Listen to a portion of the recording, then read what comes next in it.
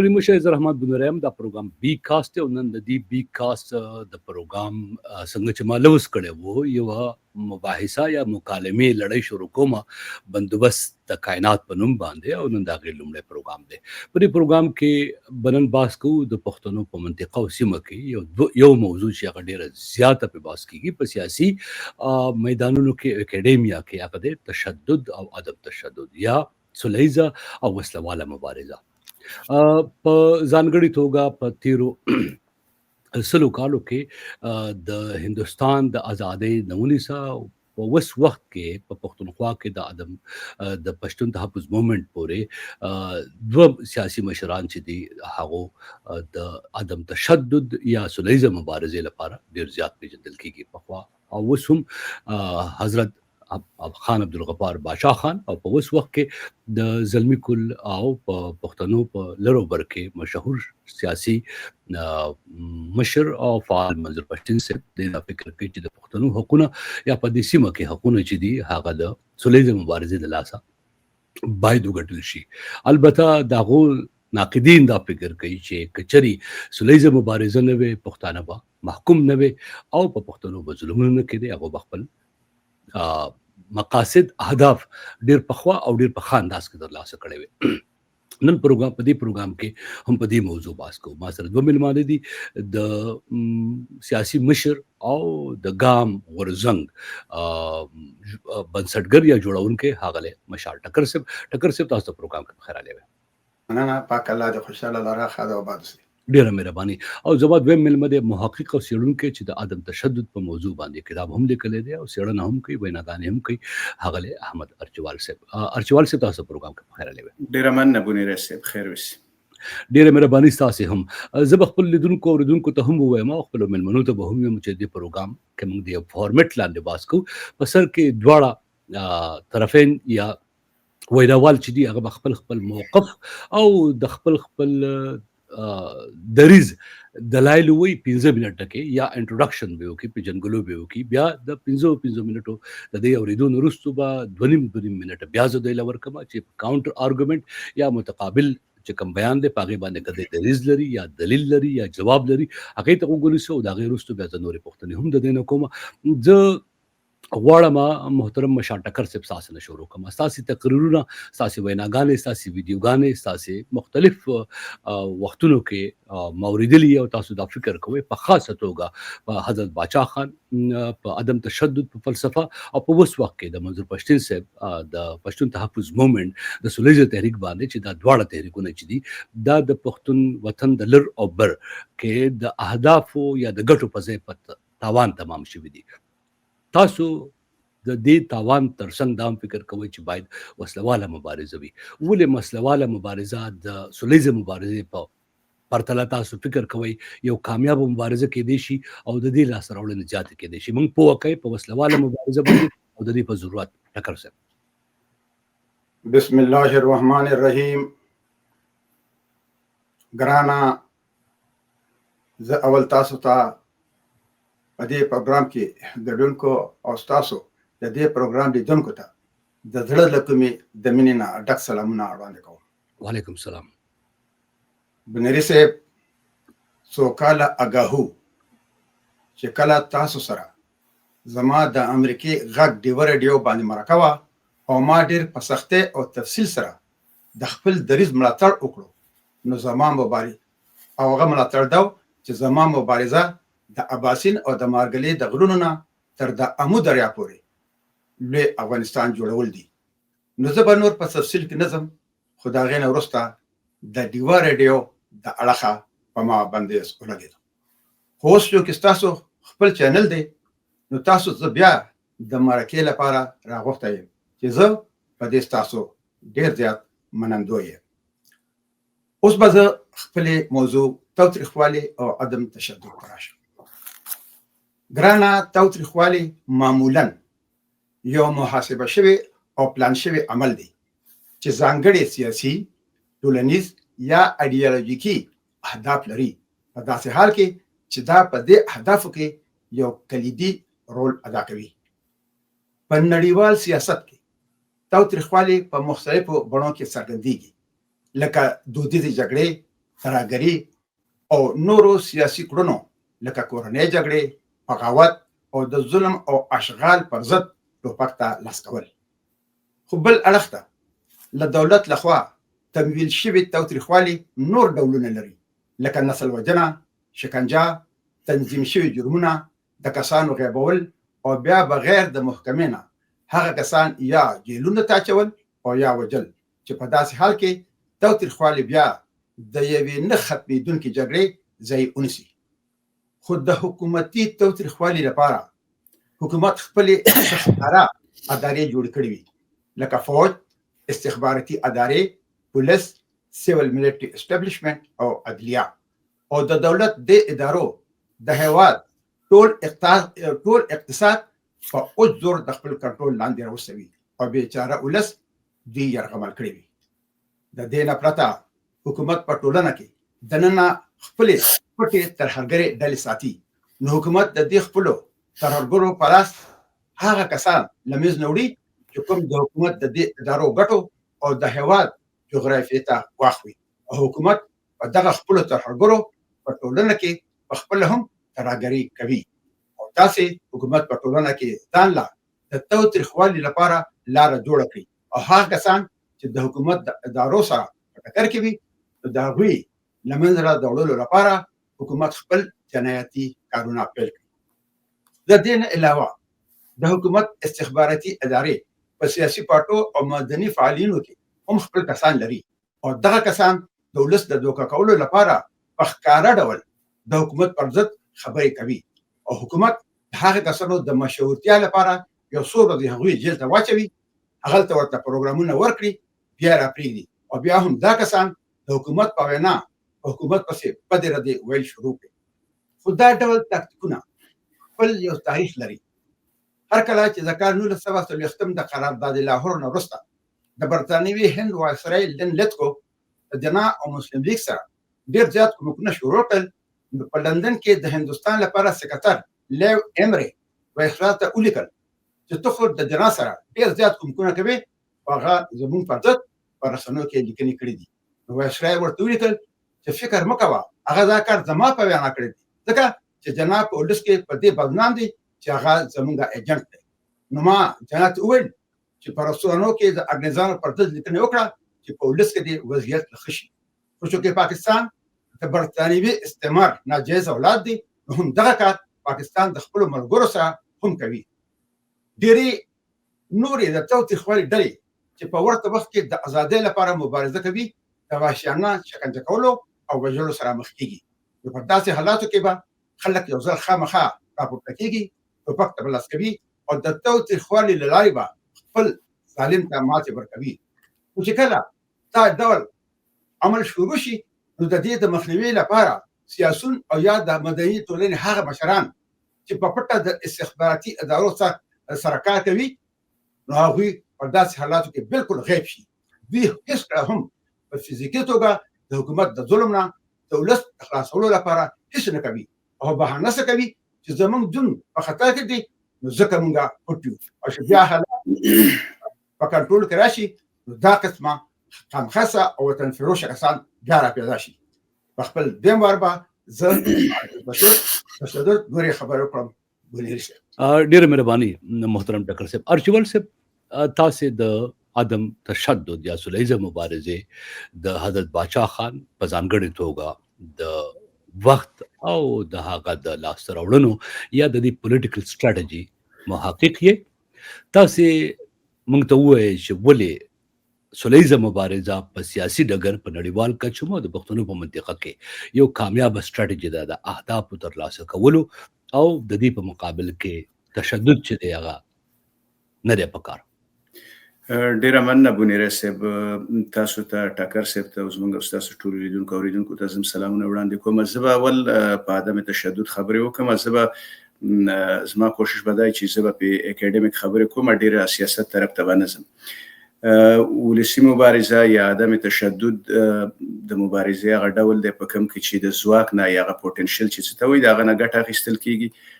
تاوتریخوالی پکې نه کېږي، خو دا د مبارزې دومره فعال ډول دی، دومره اکټیو مبارزه ده لکه څومره چې وسله واله مبارزه ده. د دې معنی دا ده چې په ولسي مبارزه کې د دې لپاره چې مبارزه بریالۍ شي دا شرایط لري او شرایط یې دا دي چې دا باید یوه ستراتیژي ولري او په ستراتیژي کې مثلا د دې هغه کومې موخې یا اهداف یې هغه پکې تاکتیکونه پکې څوک پکې برخه اخلي دا پکې په دې کې د کمیونیکیشن لارې چارې د دې وسایل پکې یعنې څنګه چې د جګړې دپاره یوه ستراتیژي جوړېږي دغسې د ولسي مبارزې دپاره یوه ستراتیژي جوړېږي په ټوله کې ولسي مبارزه د مبارزې هغه ډول دی کوم کې چې خلک مبارزه کوي د پوتنشل یا د دوی د انرژۍ نه استفاده کوي د زور نه استفاده نه کیږي دا د بیلابیلو مقاصدو لپاره د سیاسي مقاصدو لپاره د اقتصادي مقاصدو لپاره د ټولنیزو مقاصدو لپاره دا استعمالیږي که په یو پراخه چوکاټ کې ورته وګورو د پښتنو په خاوره باندې د باچا خان نه مخکې هم ولسي مبارزه شوې د پیرروخان مبارزه چې وه په اول سر کې دا ولسي مبارزه وه وروسته بیا دا په وسلواله مبارزه باندې دا بدل شوې ده په ټوله کې په درې برخو باندې عدم تشدد ویشل کیږي او دا زه غواړم دا وضاحت وکړم ځکه د عدم تشدد په باره کې چې کوم سوء تفاهمونه یا میس انډرسټینډینګز دي هغه د دې وجې نه دي چې خلک دغه درې واړه قسمونه یو ځای کوي د ولسي مبارزه یا عدم تشدد یو هغه اړخ دی چې کوم ایډیالوژیکي دی یا په مذهب باندې ولاړ دی مثلا ډېر خلک دي په هندویزم کې یا په بودیزم کې یا په لویدیځه نړۍ کې دی تشدد نه کوي مثلا ځینې خلک د څارویو غوښه نه خوري دا چې ده هغه ایډیالوژیکي برخه ده دویمه برخه دا ده چې هغه ستراتیژیکه برخه ده یعنی ډېر خلکو ته ولسي مبارزه یا عدم تشدد یو ټول یا یوه وسیله ښکاري د دې نه استفاده کوي لکه څنګه چې په جګړه کې خلکو ته ټوپک او بارود وسیله ښکاري دلته نان وایلنس چې دی دا یوه وسیله ښکاري او دریم ځینې مبارزې داسې دي چې په هغه کې تشدد او غیر تشدد دواړه یو ځای هغه هم عدم تشدد خو ورسره تشدد هم رواني نو دا د دې درې برخې دي زموږ مشکل ډېر وخت د دې نه راپیدا کېږي چې خلک درې واړه یو کوي پاتې شوه د باچا خان ولسي مبارزه زه فکر کوم د باچا خان د ولسي مبارزې په وخت کې څومره چې زما څېړنې دي هغه وخت کې ولسي مبارزه باچا خان ولسي مبارزه کوله خدای خدمتګار تحریک او د ده ملګرو خو ورسره پښتنو په سیمو کې جنگ هم روانو په ملکانډ کې هم جنګونه شوي ملکانډ کې هلته چې هغه دغه د چرچل پکټ په هغه ځای کې حملې پېښ شوي وې او څو ځلې او په نورو ځایونو کې مثلا په وزیرستانونو کې جګړې شوي وې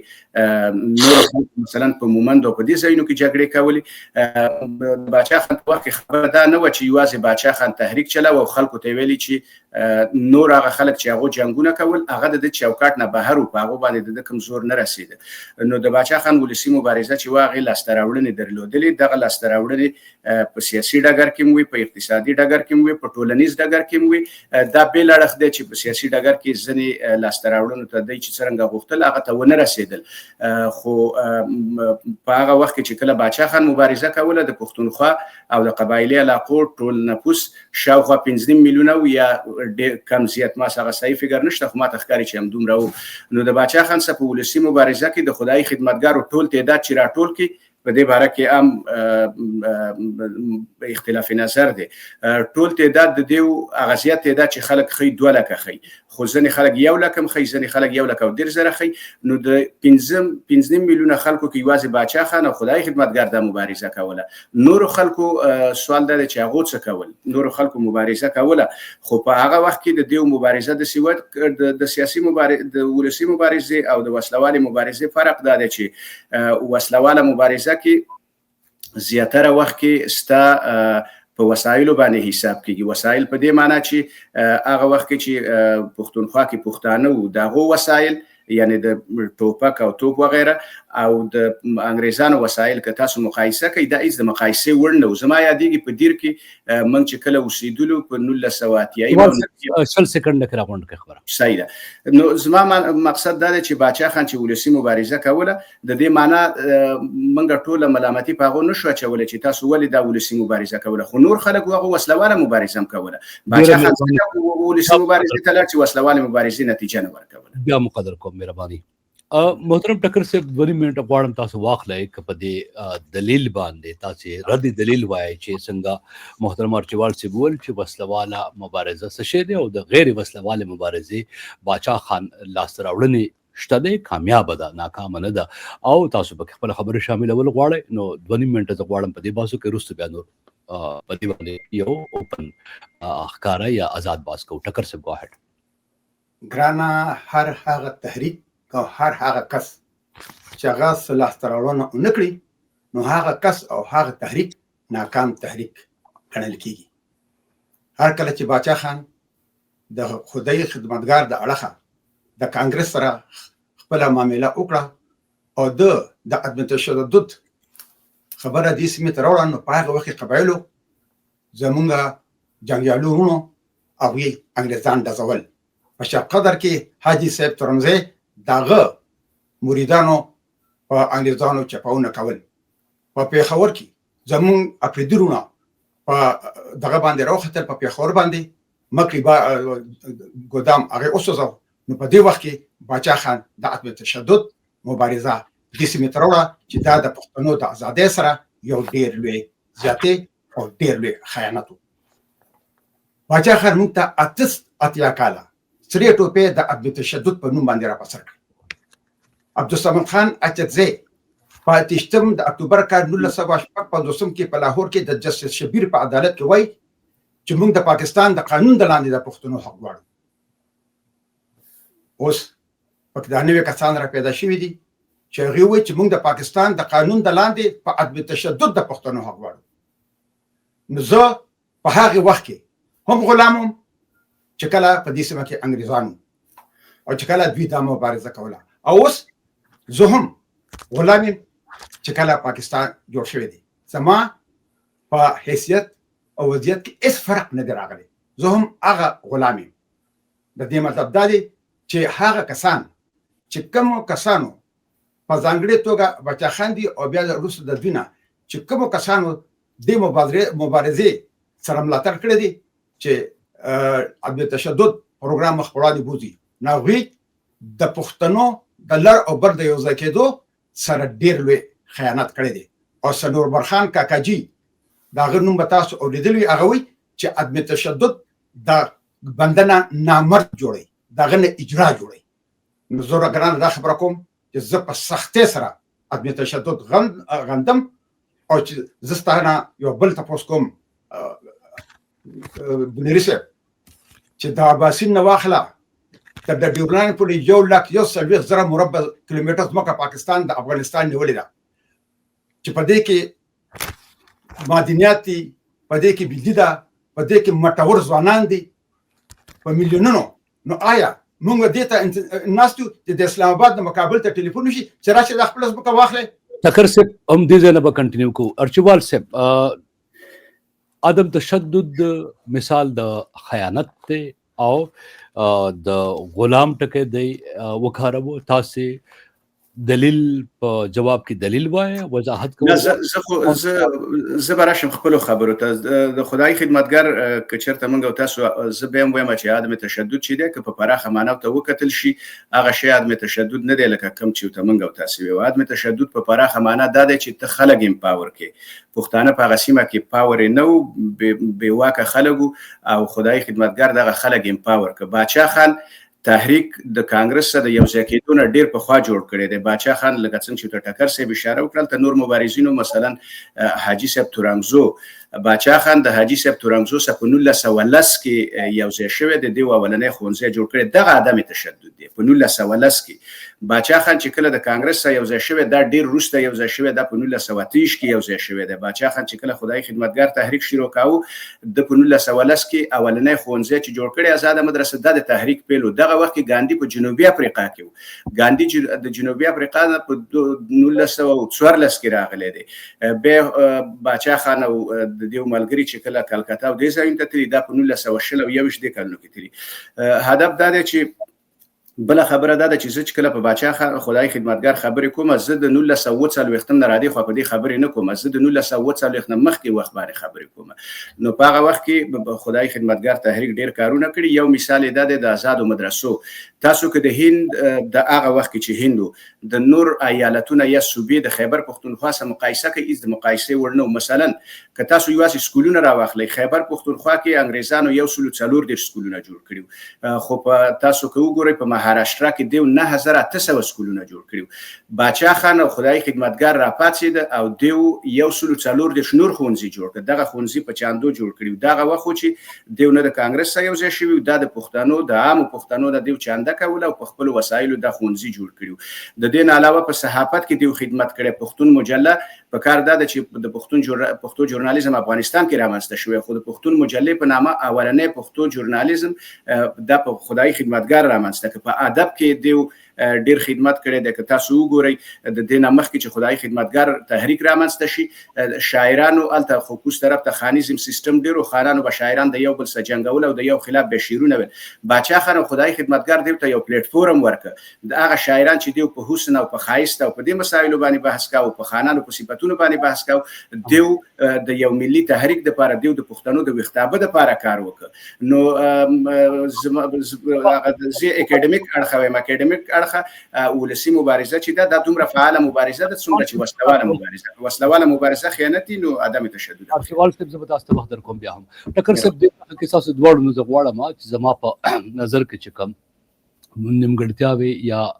نور وضاحت ته ضرورت دی تاسو د دلایلو زه یو پوښتنه وکم او بیا د هغې وروسته آزاد بحث کوو. ټکر صاحب تاسو خبره په دې ځای کې بنده کړې وه چې آیا اسلام آباد به راځي او تا ته به وایي چې راشه خپل وطن آزاد کا. زه غواړم د دې وضاحت وکړئ او زه غواړم د دې وضاحت هم وکړئ چې په آخره کې تاسو وایئ چې ځینې خلک اشارتن وایي چې هغه د عدم تشدد یا صلیزم مبارزې د لارې دراصل پاکستان ته یا د عباسیل نه تر عامو منطقه چې د دې ته ګټې په ځای تاوان رسوي. موږ پوه کړئ دا دلیل تاسو په کوم بنیاد وایئ؟ ګرانه ما چې څنګه دا خبره وکړله چې د عباسین او د مارګلې د غرونو پورې چې زمونږ او د ډیورلانه پورې چې کوم زمونږ د افغانستان وطن دی، نو هغه خو موږ ته څوک په رضا نه پرېږدي. او چې هغه هر کله موږ ته څوک په رضا نه پرېږدي، نو د هغې لپاره به څه کول؟ هغه عدم تشدد دی چې په عدم تشدد به موږ پاکستان په دې باندې مجبورو چې هغه موږ ته دغه پرېږدي، دا علاقې پرېږدي. نو موږ د یو بل د 180 کاله شوي چې جدا شوي، 180 کاله چې موږ لر او بر د یو بل جدا یو، په 200 پورې خو یو ځای نه شو. ځکه چې په موږ کې د بدبختانه داسې خلک را پیدا شوي دي چې هغوی هغه کار، هغه مبارزه چې کوم خپل منزل لوی افغانستان ته رسوي د هغې مخالفت کوي. نو په دې وجه زه دا خبره کوم چې دا عدم تشدد، لکه ګوره د ګاندي خبره شوه، هر کله چې دیم جنګیزي مو، نو په هغه وخت کې په هندوستان کې دا وایسرې نوم لین لیتکو ناغله ګاندي لاړو او ګاندي ورته وویل چې تاسو هټلر سره جګړه مه کوئ، خدای ته په حواله کې تاسو د عدم تشدد نه کار واخلئ. خو چې بیا کله پاکستان په کال 1948 کې په کشمیر ورغی، نو په هغه وخت ګاندي ژوندی و، نو بیا دوی سره دونه وخت نه و چې په روډ باندې کشمیر ته دغه آرمي راوستې وه. نو 1900 فلایټس یې وکړل او سرینګر ته خپله آرمي راوختله. نو په هغه وخت کې ولې ګاندي خپل خلکو ته نه ویل چې پاکستان خدای ته پرېږدئ، تاسو د عدم تشدد نه کار واخلئ؟ دا ټولې دوکې دي، دا د هغه خلکو د سره دوکې دي چې کوم په اصلي بڼو کې ازادي غواړي، او چې څوک ازادي نه غواړي او غلامي تېروي. ما خو درته خبره وکړه چې دې تحریکونه چې شروع کېدل هغه وخت کوم زه غلام یم او د هغې نه پس اوس هم زه غلام یم. نو که ما ته یو خبره یو هغه مبارزه سره ما ته لاسته راوړنه ونه کړي، زما د هغې سره کار څه دی؟ نو په دې وجه زه دا وایم چې دا خبرې دا صرف ځان له دوکه ورکول دي او د پاکستان پوزیشن زمونږ په ځمکه باندې هغې ته یو تقویه ورکول دي چې موږ خپله ځمکه د پاکستان نه وانغېښتو شو. بله خبره ستاسو څه وه؟ تاسو دغه بند کړی دی، زما خبرې به تاسو زما غږ اورئ؟ اوس اورم تاسو چې د خبرې جواب مې درکړو، خو تاسو راته ښکاري ونه اورېده. ما واورېده، واورېدل شو، ستاسې غږ واورېدل شو. زه بله پوښتنه هم دې کې وکوم، آرګومنټ کاونټر چې دی. تاسې څه غواړئ؟ وسله مبارزه څنګه، چرته او د چا خلاف؟ وسله مبارزه ګوره، هر یو کار چې ته کوې د هغې دپاره به اول ته بیکګراوند او د خلکو ذهنونه تیارې چې موږ څه غواړو، او هر هغه کار چې هغه د مخکې نه په هغې باندې سوچ نه شوی او د هغې لپاره یو لایحه عمل نه تیار شوی، نو هغه کار مخ پر وړاندې باندې نشي تللی. اوس د هغې دپاره زه لګیا یم، ما په خلکو کې یو شعور را پیدا کړی د دې لپاره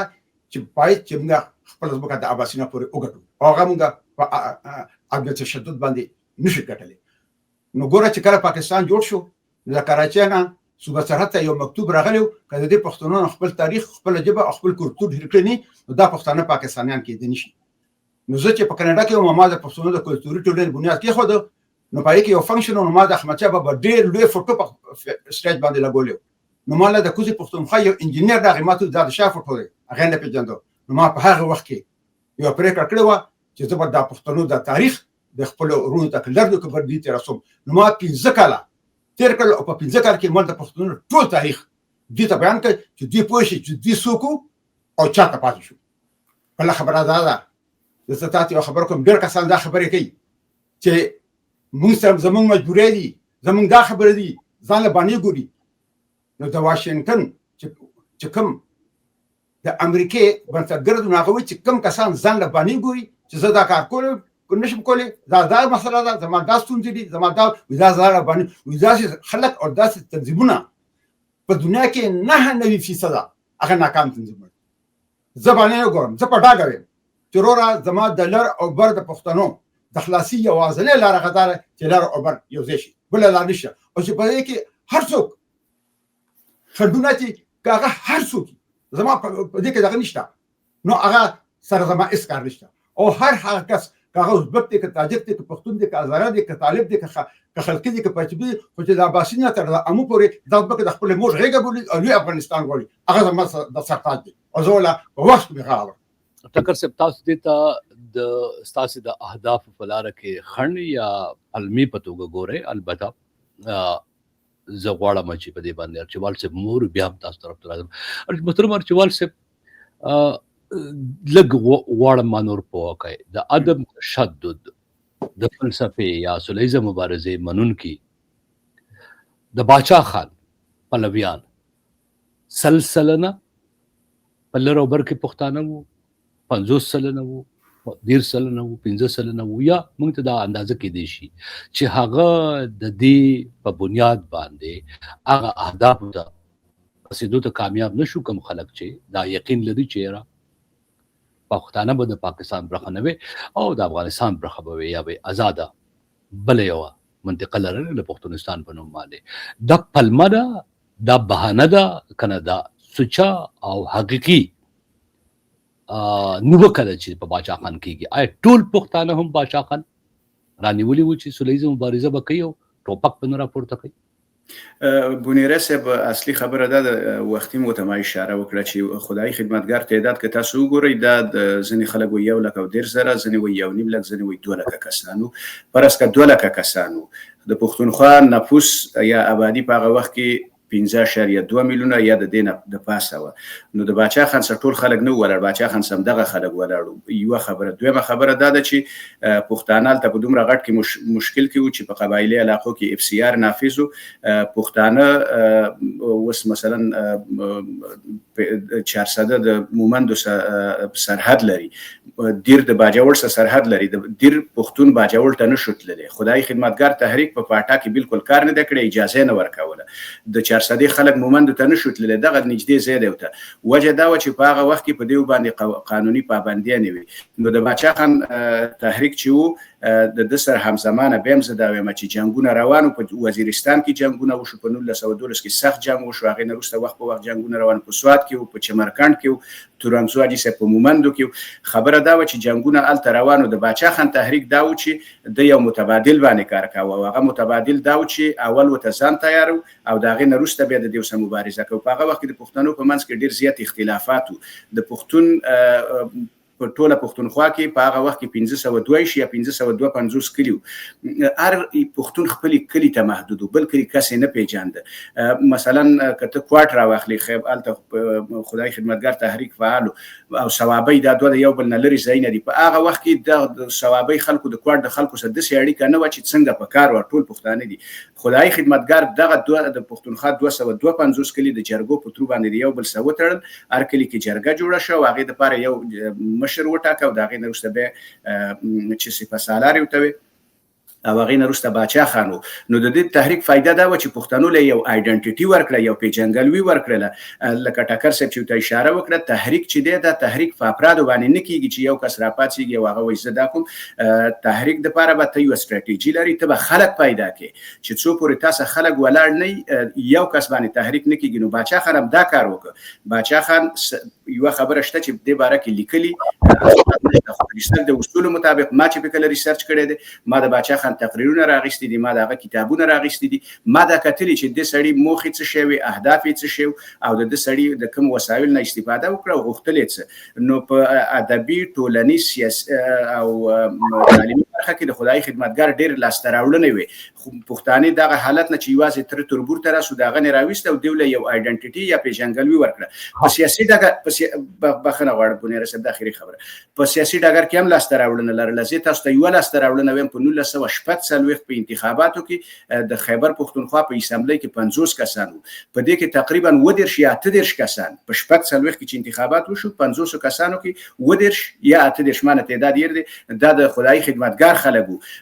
به چې کله پاکستان جوړ شو د پاکستان دغه وخت څوک چې گورنر جنرال هغه په زور دغه اسمبلی ماتم نکړله یعنی غیر قانوني د دې حکومت ختم کاوه چې په دې کې شپږ کسان ته بنديان کړ قاضیات اوله په جیل کې مړ شو نو دا فکر کوم یو سیاسي لاسته راوړنه و بل بیا دا بل سوال دی چې مثلا ریفرندم انګریزانو او پاکستان سره رقم غوښته او خدای خدمتګار تحریک سره رقم غوښته ک ریفرندم شوی و کې د نتیجه بدل ارچبل سے وسنی اثر کې کم د سلیزه مبارزه د پښتون تحفظ موومېنټ او د هغو د پلویانو او د پاکستان په آئینی سرحداتو کې دنه یو سلیزه مبارزه کوي ډیر خلک دا فکر کوي دا ګمان کوي چې دا دغه سلیزه مبارزه چې د مظلومیت تمرکز پکې زیات لیدل کېږي په نړیوال ډګر دغه غږ ته فریاد ته خلکو وګ نیولې دي او په پاکستان کې د پاکستان طاقتور پوځ چې دی هغه تر ډیر حده پورې په نړۍ کې د ظلمونو لپاره مشهور شوی دی او د بشري حقوقو تنظیمونه چې دي په هغې باندې ډېر سخت نیوکه کوي د دې نه وروستو البته وسم ځینې خلک دا فکر کوي چې دا په پاکستان کې د پښتنو د حقونو ګټلو یا د لر او بر د افغانانو د اهدافو ترلاسه کولو ارمان نشي پوره کولی دا ارمان د سلیزه مبارزې په ځای د پاکستان خلاف د وسلواله مبارزې د لارې پوره کېدی شي منظور پښتون خپل ایډیالوژي لري خپل تصور لري او هغه په سلیزه مبارزه یقین لري خو څنګه چې د باچا خان سره ټول خلک نو ملګری دا د منظور پښتون سره هم نه دي ملګری مخالفین آیا دا د پلمې په توګه په منظور پښتون باندې یوازې باندې لټي دغه پوګټو پکې خودل غواړي خپل سو داسې اعلان ولې نه کوي تاسو دې ته کله پام کړی دی په دې موږ په ولې شي چې دا یو پلمه ده د سم نیوکه ده د دې سیړنه مکله کړی ده د نیوکه زبا راشم منظور پښتون یا پښتون تحفظ موومېنټ یا دغه تحریک چې د پښتون ژغورنې تحریک چې دی زبا په هغه خبرې وکم چې دی لاسته راوړنې څه شي دي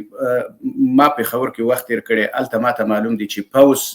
چا نشو چیلنج کولی الته چې کوم پارلماني سیاست روانو صحیح ده چې سینې ګوندونه ملت پالو خو هغه پاوس هغه شانتي نشو چیلنج کولی منظور پښتون او پښتون ژغورنې تحریک دغه تابو مات ک په پاکستان کې د ژورنالیزم په ایتکس کې شته چې جرنالستان په پاوچ په سیسن شي نشي لیکلي ام دا خلک راپاتې د دیو هغه نریټیو ماته کې یو نوې نریټیو ځوانان لور ک پښتنو له ور مثلا دغه سلوګانز یا شعارونه د چې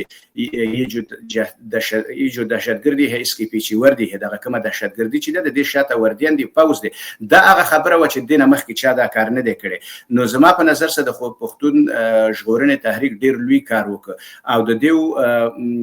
لوی کارونه د چې موږ موږ تاسو هغه څه ته ګورو چې هغه ترلاسه شوي چې هغه موږ ګورو د ټوپۍ راغستې ده د خولۍ چې کوم افسرکۍ دای مثلا د افغانستان د شمال د وزبکو یا ترکمنو یا د یو بل چا راغستې ده دا یو سمبولیک کار دی خو دا ډېر اهمیت لري اهمیت دا دی چې الته ته چې وزبک او تاجک او پښتون او کوز پښتانه او بر پښتانه دا ټول یو ملت دی دا یو خبره ګوره سمبولیک دی خو څومره غټه خبره دویمه خبره د دې دا ده چې د دې باوجود چې الته مشکلات ډیر دي او دیو په ځوانانو کې یو داسې تحرک رامنځته کړ چې هغه ځوانان تقریبا منظم کړل دیو ته وروښودل چې د دیو څه روان دي مثلا غټه خبره چې دیو خلکو ته وروښودل مخکې صحیح ده په دې به بحث کېده خو ډیر بحث یوازې په کالاباغ ډیم باندې په نور وسایلو ما ډیر بحث نه دی اورېدلی یا صحیح ده مثلا بلوچستان په سوی ګیس باندې په باره کې خبرې کولې خو په دې چا خبرې نه کولې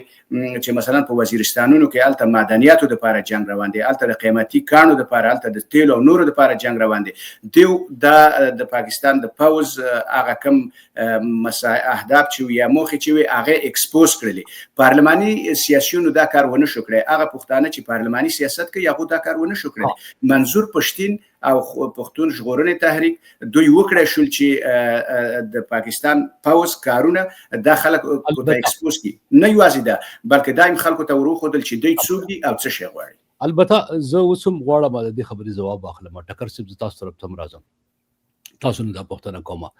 چې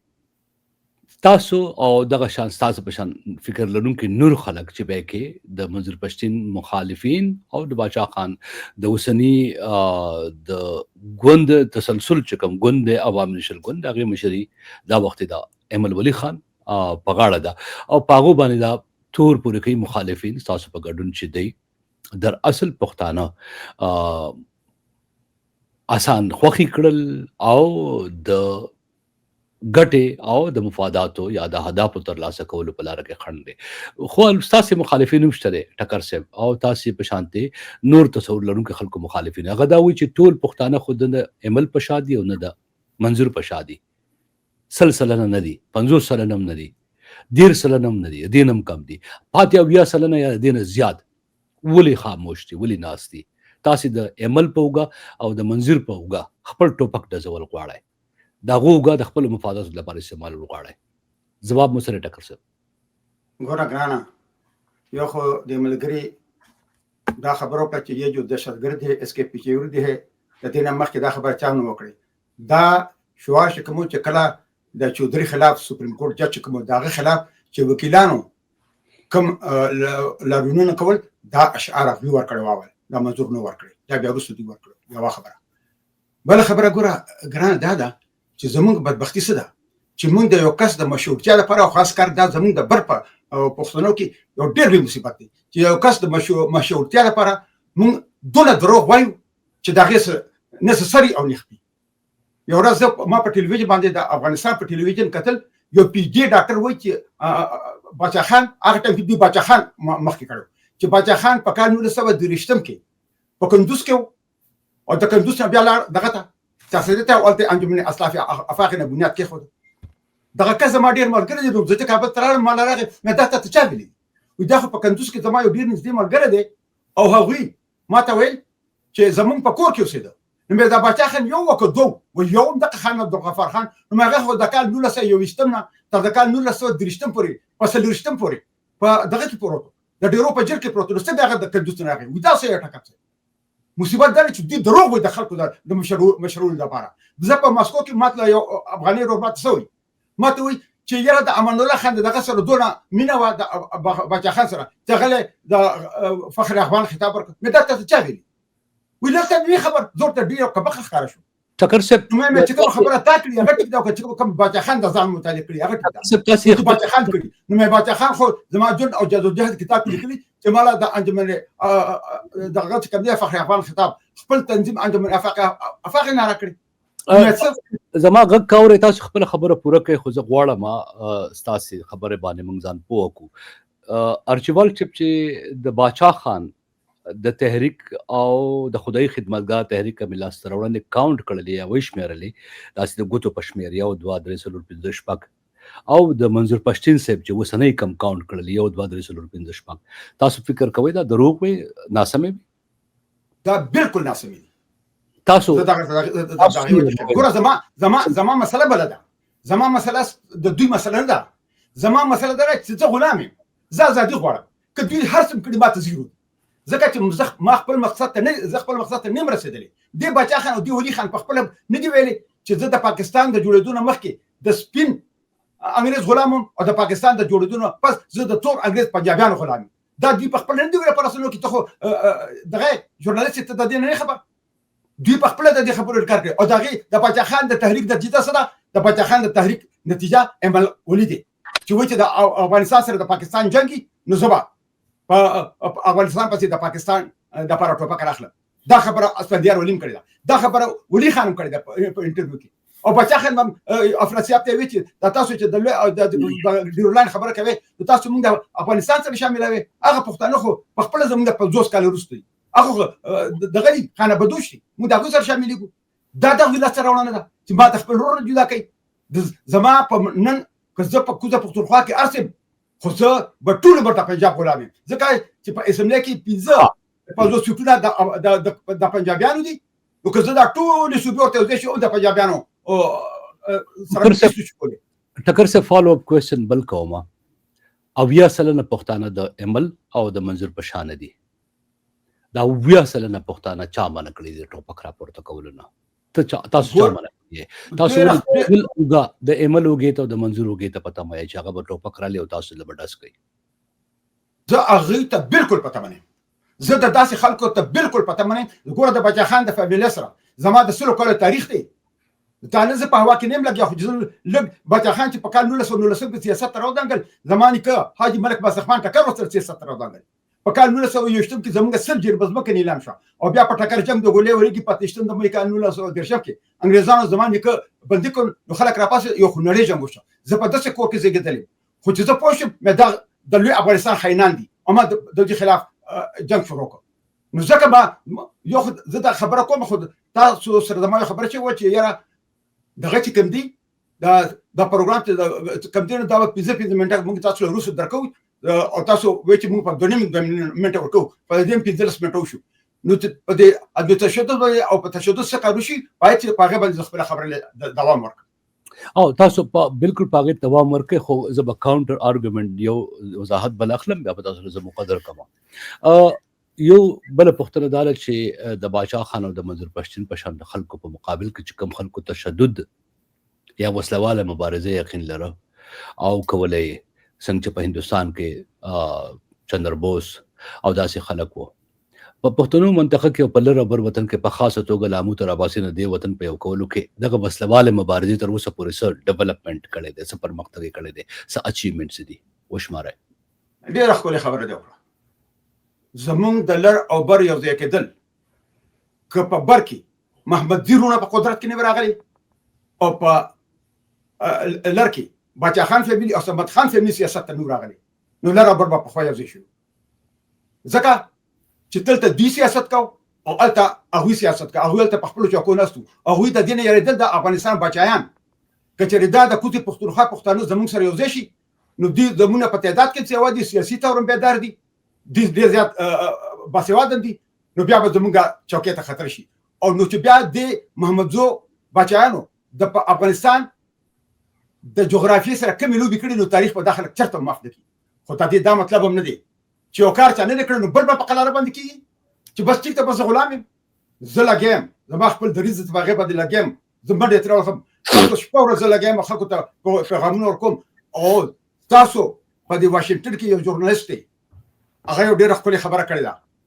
ته ډېر د نږدې نه پېژنې نو هغه وایي چې په دې لس کاله کې ټکر صاحب کومې خبرې کړې وي نو موږ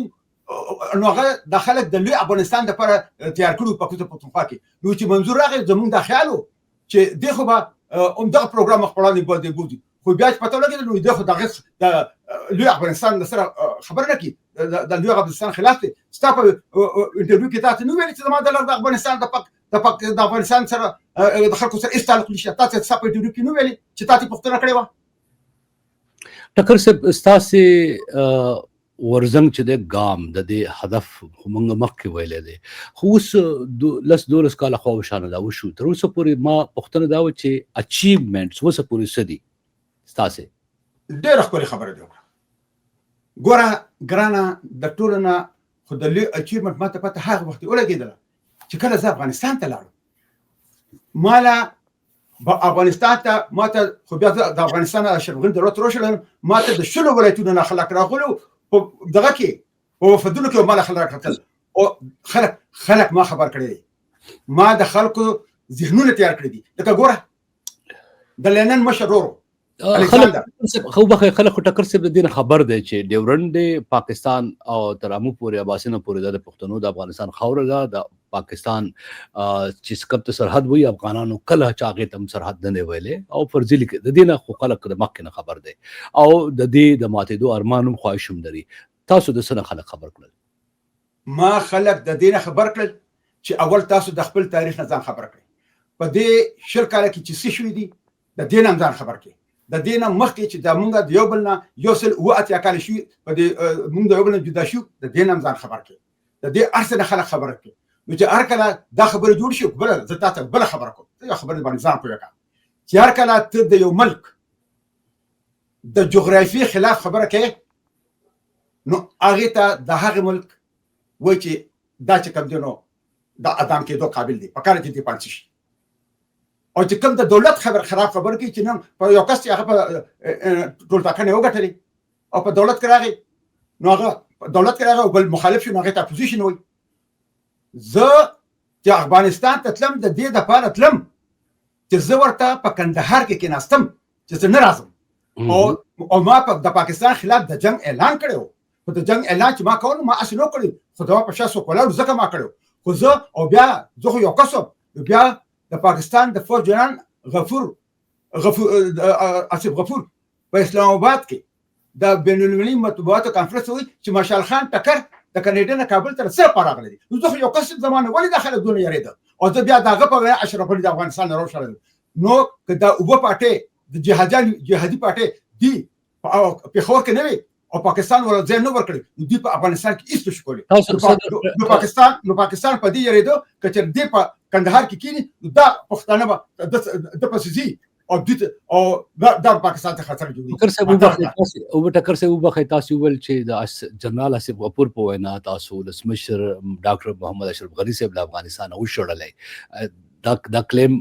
تاسو مناسب کلیم دی تاسو اختیار اسف واقعي ډاکټر اشرف غني کړی دي تاسو کوم ثبوت لرئ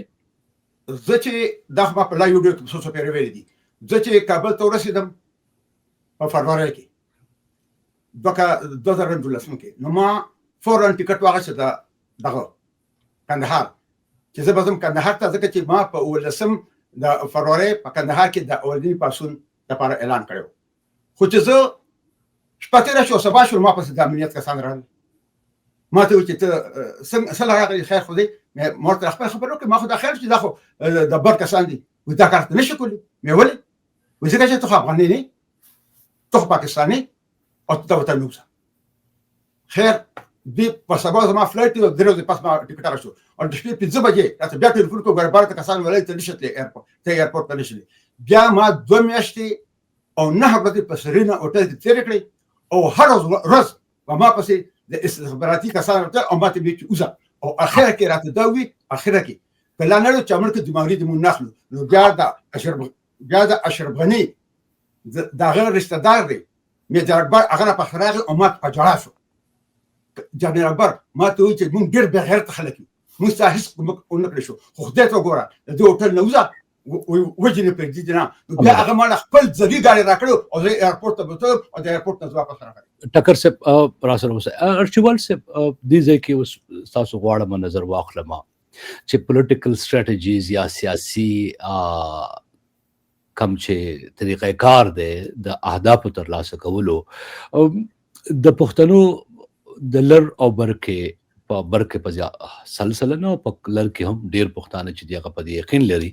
چې د لامو تر اباسین د یو خاور ده تر مارګری غرونو پورې د افغانستان برخه ده او د ارمان لري چې دا ملت یو شي او د دې لپاره لیکل شاعري ویناګانې غیر دانسته توګه باندې کار کول او یا د ټکر سے پرنګا ډیره واضحه وسله والا مبارزه باندې یقین کې خلک هم موجود دی او هغه دا د دې حل ګڼي. تاسو څه فکر کوئ چې په غیر وسله والا مبارزه، سوله مبارزه او یوازې په شاعرۍ یا په خوب لیدو باندې پښتانه د دې سټریټیجي لاندې دا امکان لري چې دا ارمان په خپل پوره کړي اکیډمیکلی ته اکیډمیکلی خبره ده چې هر تحریک چې هغه د لپاره یو استراتیژي پکار ده، که دا وسلواله مبارزه ای که ولسی مبارزه ای. د استراتیژي معنا دا د هغه ستا د خوب نه شروع کیږي چې ته څه شی غواړې، ستا هدف څه شی دی، هغه ستا ویژن دی، ویژن ته په هدف باندې بدلې، لرلیک ته په هدف باندې بدلې، د هدف نه وروسته بیا واړه واړه اهداف بیا ته د هغې په لاره باندې فکر کوې چې په کومه لار ځي، عدم تشدد او که وسلواله مبارزه. هغې نه وروسته بیا ته خپلو وسایلو ته ګورې، د هغې نه وروسته ته بیا خلکو له پوهاوی ورکړې. خلک تاب سې داسې نه پاڅېږي چې ته یوه خبره وکړې او ټول خلک دې تاب سې ودرېږي. د هغو دپاره تنظیم سازي پکار ده. هغه تنظیم سازي بیا د کلي په کچه باندې، د ولسوالۍ په کچه باندې، د صوبې په کچه او د ملک په کچه تاله دا پکار ده. او هغه ضرورت دا دی چې ته کله غږ وکړې هغه خلک تاب سې راپاڅېږي. ستا وسایل څه شی دي، ته څه شی لرې. مثلا خلک په خپله یوه وسیله ده چې تا ته د خلکو تعداد څومره دی، پیسې یوه وسیله ده. که وسلواله مبارزه کې د هغې دپاره وسله یوه وسیله ده، که ولسي مبارزه کې هغې دپاره عدم تشدد یوه وسیله ده. دغه ټولو باندې چې کله دا نه مبارزه په یوه کس باندې نه ترسره کېږي. پوهاوی ضرور دی د هرې مبارزې دپاره، خو پوهاوی هغه شروع ده. د هغې نه وروسته که تاسو وسلوالې مبارزې په ټوله دنیا کې مو ګورئ، وسلوالې مبارزې یو څو کسان رامنځته شوي، هم ولسي مبارزه هم دغه شان دي، د هغو څخه نور خلک ملګري شوي، بالاخره لښکر او لښکرې جوړ شي، بیا مبارزه کېږي. نو زه فکر کوم چې د استراتیژي نه بغیر د یوه کس په خبرو باندې مبارزې نه کامیابېږي او نه نتیجه ورکوي. یوه خبره. دویمه خبره دا ده چې د باچا خان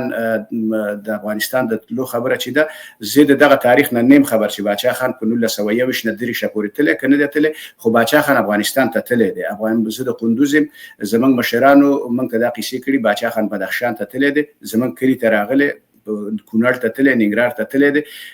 او زه چې کومه خبره کوم زه به تاسو له د هغې حواله درکوم. پسرلی صاحب تاسو پیژنئ، د پښتو غټ شاعر و چې دا مخکې موده کې وفات شو، زامن یې چې دي ایمل پسرلی او دا خلک دي. ما ته په خپله پسرلي صاحب ویل، پسرلي صاحب دا خبره د وفات کېدو نه ډېره موده مخکې ما ته په کابل کې یو ځل کوله چې باچا خان به چې قندوز ته راغی، وایي دا به زموږ په کور کې پاتې کېده. هغه داسې خلک دي، نه پسرلی صاحب داسې کس دی او نه دا خبرې چې چا کړي چې د ځانه کومه خبره وکړي. اگر چې پسرلي صاحب بیا ځینې د باچا خان او د عوامي نیشنل ګوند په سیاستونو په باره کې خپل ریزرویشن وروسته لرل، خو دغه خبره چې کړې دای په خوا کړې وه چې باچا خان قندوز ته راغلی او دې کل د باچا خان افغانستان کې د ګرځېدو باره کې شک نشته دی. او زه چې کومه خبره کوم د هغې دپاره به زه حواله لرم. دا یوه خبره. دویمه خبره دا ده چې تاسو چې څو ځل پوښتنه م وکړله چې منظور پښتین خو یو کس دی او یا د هغه څه یو څو محدود خلک ملګري دي. د پښتونخوا په خیبر پښتونخوا او په بلوچستان کې د پښتنو نفوس دا اوس په میلیونونو دی، دا به یا 50 میلیونه یا به 80 میلیونه، کره شمېره ماته نه ده معلومه، خو هغه ځینې خلک وایي چې دا د پاکستان د نفوس 14% ده. نو دا ډېره غټه فیصدي ده. د منظور پښتین څخه ډېر محدود خلک روان دي. دا نور ولې دا نورې مبارزې نه کوي؟ دا خو نور څوک منې کړي نه دي، دا خو په خپله لار باندې روان دي او هغه مبارزه کوي. که د ده څه نه ملګري کېږي خو خپل کار دی وکړي، دا خو چا څوک منې کړي نه دي. اگر چې زه نه غواړم چې د منظور پښتین نه زه دفاع وکړم یا د دغه تحریک نه زه هغه خبرې کومه چې کوم موږ لوستي دي او کوم لیدلي دي. پاتې شوه دا د ټکر صاحب ویل چې یې جو دهشتګردي ہے اس کی پیچی وردی ہے، دا دغه د وکلا تحریک چې د چودري چې و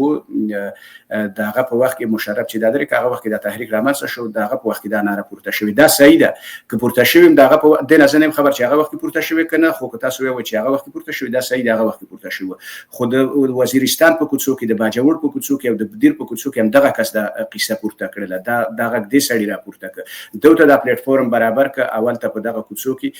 عام پښتنو ځوانانو او هغه د مولیان وسري قومي مشران وسري دوی د منظور پښتین یا د پښتون قومي تحریک د پښتون ژغورلي تحریک د پلیټفورم نه دغه پورته کړه. دا ډېره غټه خبره وه. پاتې شوه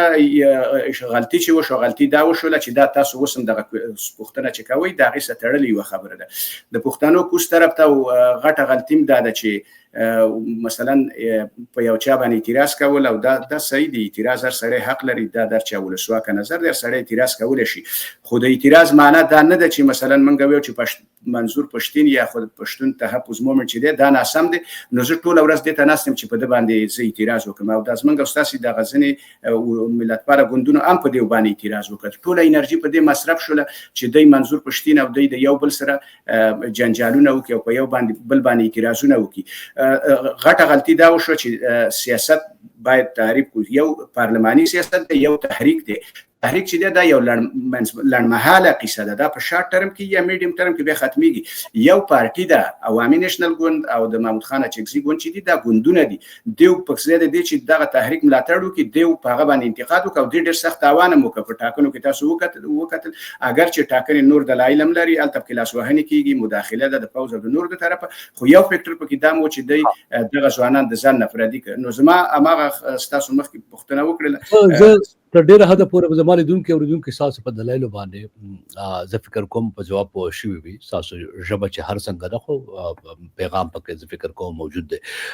البته یو پښتنه زبلم ساسو نه کوم بیا به د ټکر سپ طرف ترا شمه ارچوال سپ دا د لر او بر یو کېدل ل ډیورن د منځ وړل خوب دی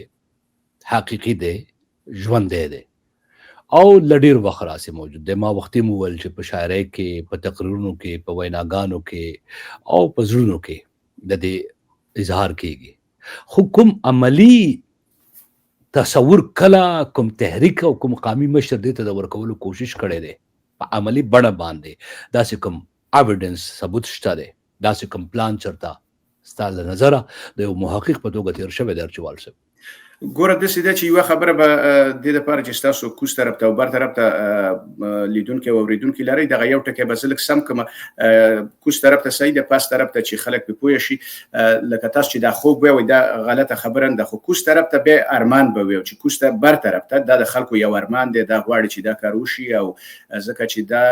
زمکه چې دا په هغه وخت کې انګريزانو په وجه زور باندې نیولې و او افغانستان حکومت کمزور او صحیح د په دې کې داخلي فیکټرز هم پکې شته چې دا وخت بچایان چې هغه کوتاهی کړی ده دا کار باید نه وي شوی خو هغه وخت کې دا خپل مجبوریتونه او چې زه داغه نه دفاع نه کوم مقصد دا کار باید نه وي شوی چې وش شوی دی هر پښتون چې هغه یو حس لري هغه دغه خبره نه مانی هغه فکر کوي چې کوم طرف ته او بر طرف ته پښتانه دا ټول یو دي دا غټ افغانستان دی دا که اوس کیږي یا نه کیږي یا شوی ده کنه ده شوی په ډیرو دنیا کې موږ تاسو د دې مثالونه لرو مثلا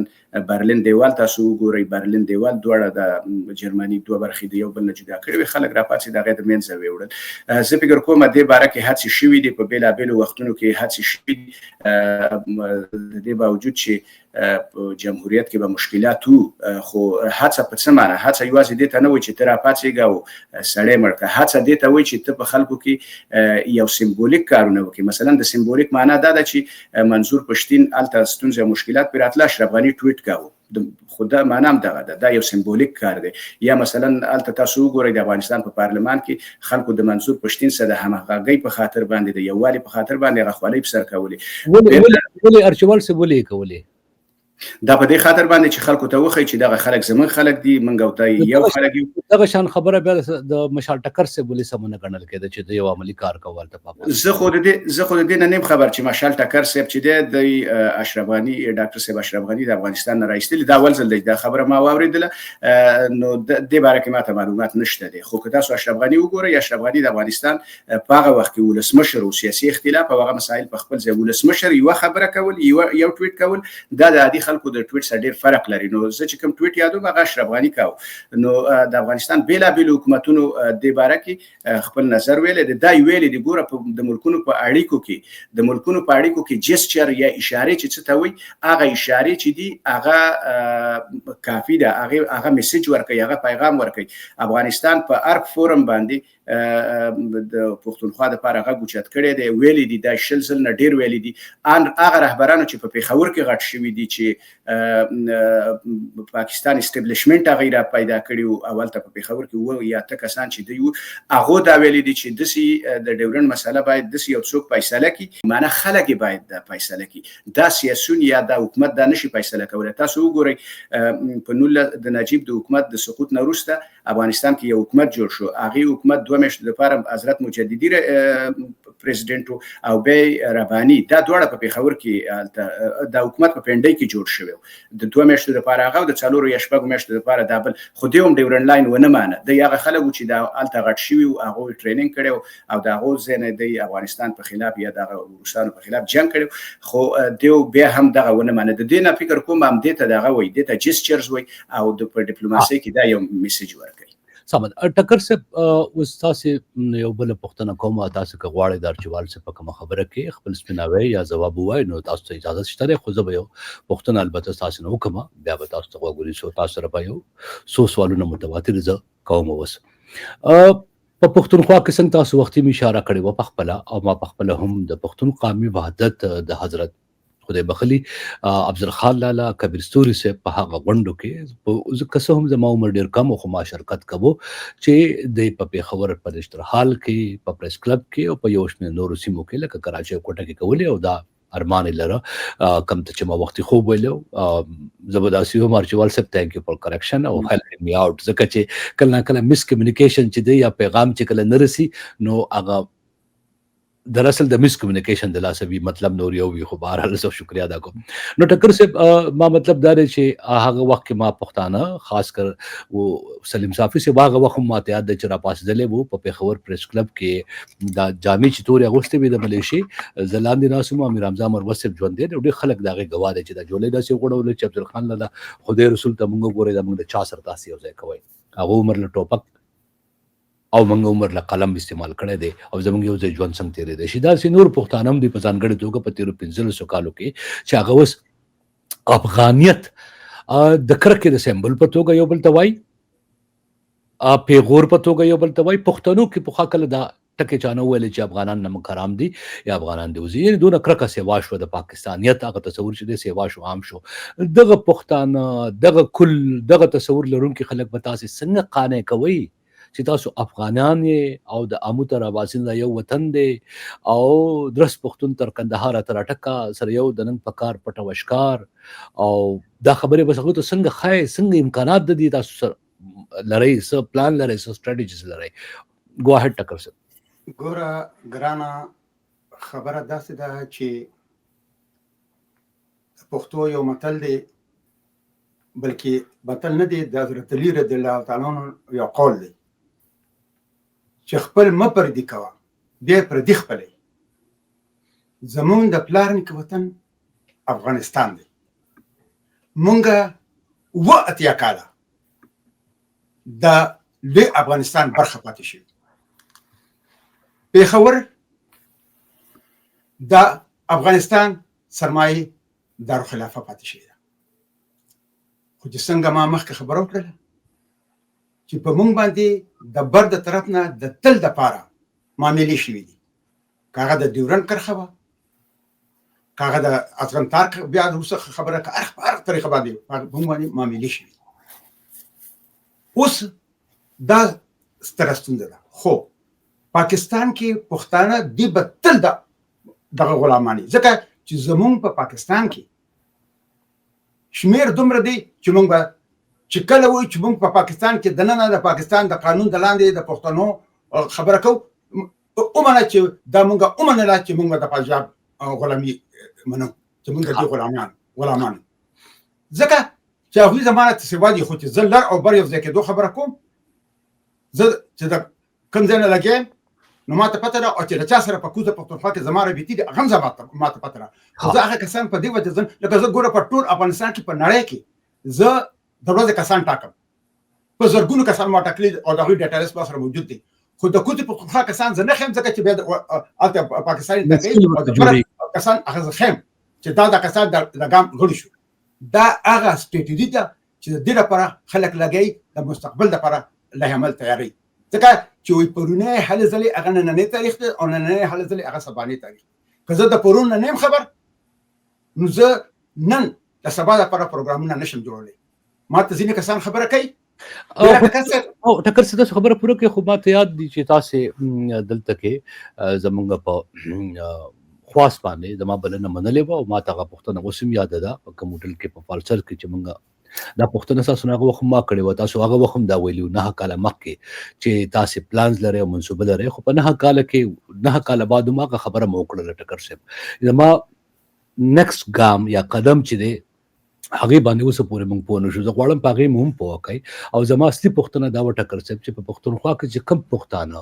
اوس ځان ته پاکستانیان وایي او هغه افغانیت افغانان دښمن یا پردی هیواد بولي او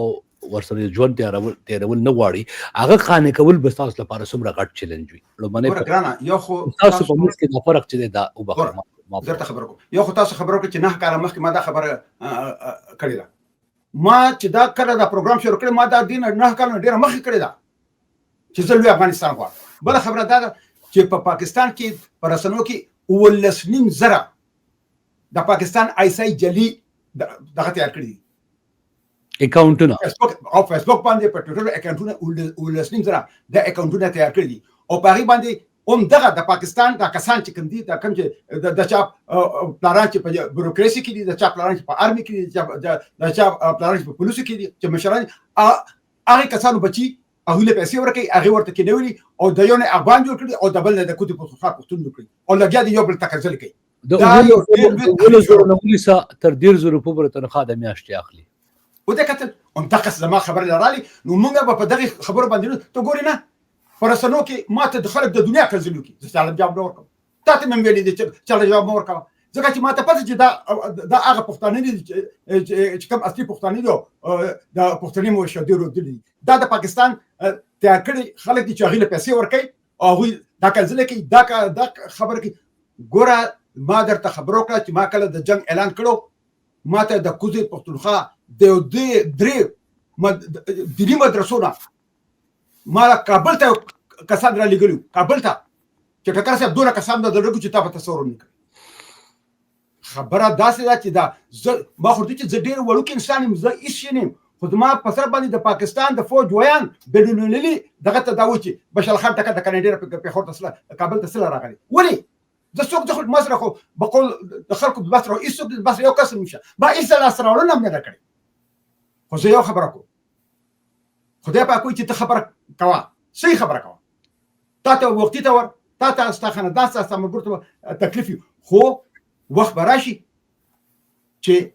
ته به ګټه کوې. ما ته چې کوم کسانو کنځلې کړي د اشرف غني فوټو به لګولو کنځلې به کولې اوس هم هغه فوټو لګولې او ما ته وایي چې ټکر صاحب موږ معاف کړه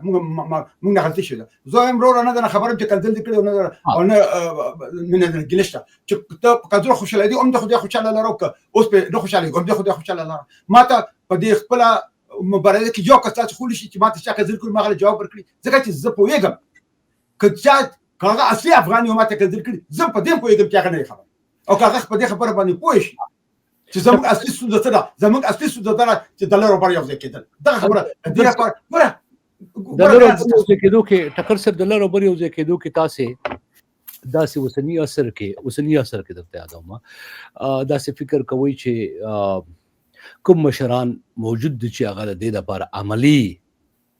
سوچ لري پلانز لري منصوبه لري او تاسو ترمنځ کله کانټاکټ یا رابطه شوې وي که هغه په لر کې دي او که بر کې دي؟ زما سره شکر د کټک د ولې ضرورت نشته ما سره زه په بر کې په کانټاکټ کې ما په لر کې په کانټاکټ خو مکمل. څه تاسې په خپلو کې خبره کړې ده چې دا کار به همدغه خبره ده چې دا زه کوم چې همدغه حل دی او ډېر زه په خبره نشي. ښه له خیره سره ارچوال صاحب زه غواړم اخره کې تاسې هم او ټکر صاحب هم کنکلوژن کې موږ د یو ساعت نه زیات وخت شوی دی دا ټول بحث چې وشو د دې خلاصه ستاسې د لر او بر په تناظر کې د اهدافو د پښتنو د ملت د اهدافو په تناظر کې زما لیدونکو اوریدونکو ته ووایئ چې ستاسې په نظر کې دا مسلې د سټریټیجیکلی یا سیاسي طریقه کار څنګه حل کېدل امکان لري او که څوک ورته خواهش وي که څوک ورته خوب وي که څوک ورته ارمان وي دا پوره کېدل څنګه ارمان لري کوم پولیټیکل سټریټجي دې لپاره تاسو وړاندې کوئ؟ زما په نظر باندې د ټول نه هم خبره ده چې د وختي مو ته اشاره وشوله چې یا خو پارلماني سیاست دی نو پارلماني سیاست کې چې څوک خو تر ډیره حده پورې هغه دا منلي چې هماغه سټیټ په چوکاټ کې به کار کوي او د سي غټي تمې لرل فکر کوم به یو څه مشکلي پاتې شو هغه نور تحریکونه چې دي دغه تحریکونه هم باید ستراتیژي ولري. پښتون تحفظ مومنټ د دې سره چې لاسته راوړنې لري، خو د دې نه علاوه هغوی دپاره ستراتیژي پکار ده. ستراتیژي په دې معنی چې عدم تشدد چې کله کامیابیږي د هغې دپاره خپل کنډیشن او شرایط دي، هغه کنډیشن او شرایط باید موجود وي. څه معنی دا ده چې یوازې مظاهرې کول، یوازې احتجاج کول دا چې دی دا کومه پایله نه لري، دا نتیجه نه ورکوي. د عدم تشدد د تیورۍ مطابق هغه بیسیک فرمول دا دی، فرموله دا ده چې وایي ته به د خپل مخالف دپاره هغه څوک چې په تا باندې حکومت کوي یا چې د چا خلاف ته عدم تشدد مبارزه کوي، هغه دپاره به د سټیټس کو ګرانې، د سټیټس کو به ورته دومره مشکله کړي چې هغه بیا په تا باندې حکومت ونه شي کړی. فکر کومه چې د پښتون تحفظ مومنټ دپاره دا تاکتیکونه بیخي ډیر دي. په ټوله کې تقریبا دلته په غربي نړۍ کې چې په اکیډمیا کې کوم ټیکټکس دي دا یو څلور اتنوي دي، خو دا پر کلچر کې فرق کوي. زموږ استاد کلچر کې یو قسم دي، په عرب کې بل دي، په بل کې بل شان دي. پښتون تحفظ مومنټ چې دی اوسه پورې دغه ټیکټکس چې کوم په پښتونخوا کې هغه کیدونکي دي، عملي کیدونکي باید عملي شي، هغه نه دي کړي. مثلا د یوازې مظاهره کوي، یوازې احتجاج کوي، دی باید د دې نه مخکې ورشي. مخکې تلو دپاره لارې چارې شته دي او هغه لارې چارې دا دي چې داسې لارې چارې چې دیو هغه حکومت ته یا د چا خلاف چې دی مبارزه کوي هغه ته یو سخت حالت سمخ کی چې هغه په دیو باندې دغه وکړي، د حکومت ونه شي کړی. چې څو پورې دا کار نه شوی نو فکر نه کوم چې صحیح ده، مبارزه هم ښه ده او ارمانونه او هر څه ښه دي، خو نتیجه به فکر کوم ورنه کړي. د دې دپاره مبارزې دپاره یو تنظیم لږ نور پکار دی. مثلا زه تاسو ته یو مثال وایم، که چېرته تاسو د ګاندي مبارزې ته وګورئ، ګاندي پخوا هغه وخت کې چې په برتانیه کې په هند کې د برتانیې حکومت نو د هند نه به مالوچ تله، په برتانیه کې به ټوټې یا کپړه به جوړېده، واپس به بیا راتلله، دا به په هند کې په خلکو خرڅوله. نو خام مال د هندو او کارخانې چې وې دا په برتانیه کې وې. یو وخت کې ګاندي یو بایکاټ وکړ. بایکاټ یې دا چې خلکو ته ویل تاسو په خپله ځان له کپړې جوړوئ او هغه خامته کپړې چې دي دا په خپله جوړوئ، همدا اغوندئ او د انګریز جوړې شوې کپړې مه اخلئ. نو دغه چې دا کار وکړ، د دې نه وروسته دا یو وخت کې لاړ برتانیې ته، هلته ګول میز کانفرنس چې ورته وایي هغه، نو د دغه ځای د صنعتکارانو سره یو میټینګ وشو. په هغه میټینګ کې هغه صنعتکارانو ګاندي ته ویل چې ستا خو معامله د حکومت سره زموږ سره څه مشکل دی. هغه ته ویل چې ستاسو په پیسو باندې دغه حکومت هلته په موږ باندې ظلم کوي. نو هغه ډیټا دا ده، یعنې هغه ریفرنس او دا شته د دې دپاره ډیټا دا ده چې کله چې ګاندي او خدای خدمتګار هم دا کار کړی چې دوی د خامته جامې اغوستلې، په هغه وخت کې د برتانیې د 50% میلیونه او په 100% کې یعنی 3.4 میلیونه باندې شوی. نو د حکومت سره چې ته عدم تشدد مبارزه کوي، یوازې په مظاهرو نه کیږي، دغه د حکومت کوم سورسز چې دي مالی، اقتصادي، ولسی، دا باید دغه کې دا وچې کې، که دا وچې نه کی او حکومت دغه سپورټ ور روانې نتیجه نه ورکوي. مثلا یو بل مثال دا دی چې استیفاګانې دغه په خدای خدمتګار هم دا کار کړی. خدای خدمتګار تحریک یو وخت خلکو استیفا ورکړي د حکومتي جابونو نه. هند کې دا کار ډیر شوی، ځکه هند کې بیروکراسي غټه وه، اول ته ډیره موثره وه، او په تاریخي لحاظ باندې د پښتونخوا او د پښتنو علاقه چې وه دا د برتانیې یوه چاونۍ وه. دې طرف ته اقتصادي کارونه دومره نه وو، اقتصادي کار زیات په هند کې و. نو هلته اقتصادي کار چې و ډیر موثر و او د هغه اقتصادي مشکل جوړ کړ. زما خبرونه مقصد دا دی چې عدم تشدد هره مبارزه چې هغه غواړي خپل حقونه ترلاسه کړي، هغې دپاره ستراتیژي پکار ده. په ستراتیژي کې چې څومره تاکتیکونه هغه سخت تاکتیکونه باید دی ترسره کړي، که وی نه کړي مبارزه بیا نتیجه نه ورکوي. محترم ټکر صاحب، ګوره ګرانه، یو خو د اشرف غني د ټویټ خبرو شو، هغه او بخیر زاول وضاحت وکما. تاسو خپل خبره هم پوره کړئ او البته تاسو خبره باندې به زه دا پروګرام راغونډوم. نو زه غواړم چې تاسو د دې ټول باس کنکلوژن یا نچوړ چې تاسو د دلیل کم دی هغه تاسو خپل لیدونکو غواړئ کنوینس کړئ. تاسو سره دا چانس هم موقع شته چې هغه تاسو درکم او تاسو په دې خبرو کې کده تیر شوي ځای کوم وضاحت کول غواړئ نو وکړئ. ګوهټ ټکر صاحب، ګوره ګرانه، یو خو د اشرف غني د ټویټ خبرو سره، نو اشرف غني خو دغه ټویټ کړو، خو اشرف غني دا په انټرویو کې ویلو چې په کال 2019 کې به مونږ 300 خپل کلیزه زمانځو او پاکستان به سلمه کلیزه لمانځي. نو هغه لوی افغانستان غوښته په ډیورنډ لاین باندې دغه چې جوړېده افغانستان هغه لوی افغانستان غوښته. بله دا چې هر هغه کار چې هغه سړي خپل منزل ته ونه رسي، لکه ګوره آینسټاین وایي چې یو سړی خپل منزل ته روان وي په یوه لاره او هغه لاره باندې هغه خپل منزل ته ونه رسي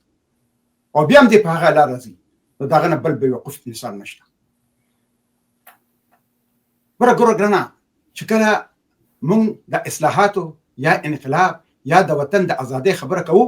نو په ځانګړې توګه د انقلاب او د وطن د ازادۍ سره تړلې د هغې د تاوتریخوالي اړخ دی. او چې څوک د داسې تاوتریخوالي مخالفت کوي، نو همدا خلک د خپلو بادارانو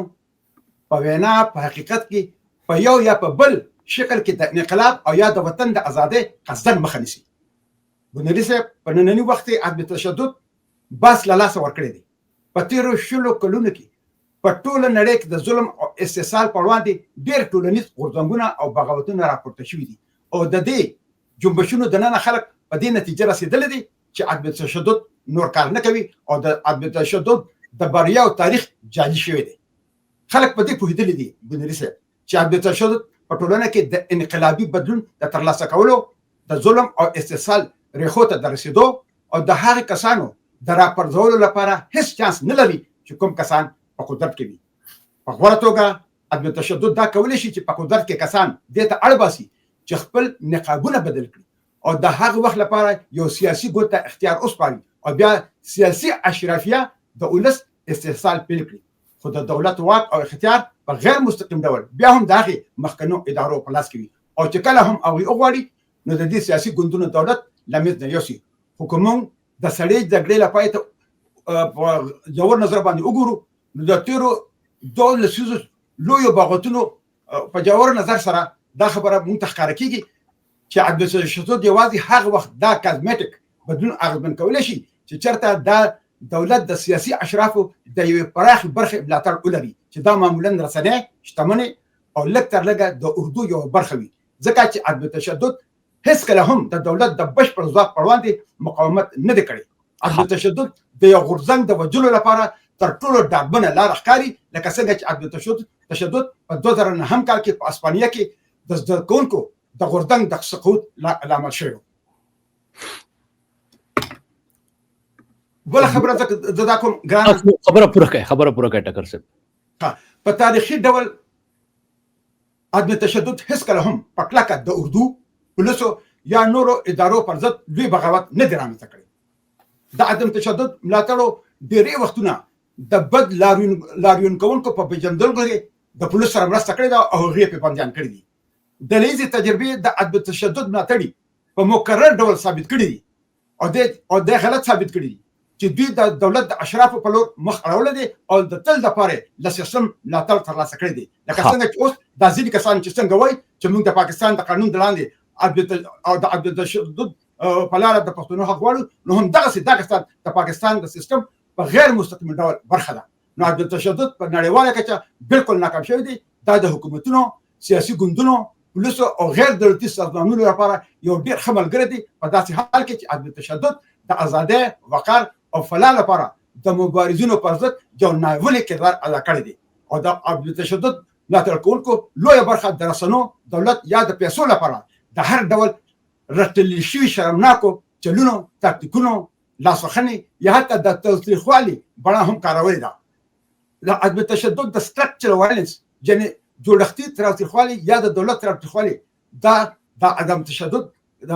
پلویان دا پټوي چې دا په خپله هم د تاوتریخوالي یو ډول دی. خو چې څوک د ازادۍ لپاره مبارزه کوي او ټوپک ته لاس کوي، نو بیا دا د عدم تشدد د پلویانو او د ازادۍ د دښمنانو لپاره تاوتریخوالي او دهشتګردي وي چې ستر مثال یې په بلوچستان کې